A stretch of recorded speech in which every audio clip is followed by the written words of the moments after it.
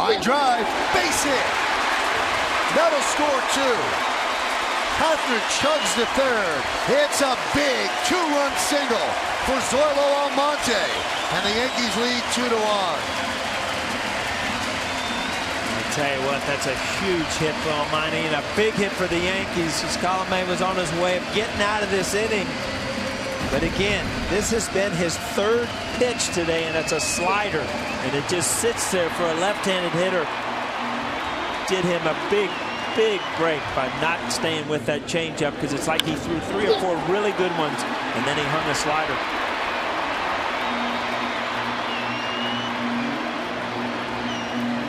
So Almonte really making a difference. The 3 hits yesterday in a Yankee win, and now that 2-run single with the bases loaded and 2 outs gives them a 2-1 lead.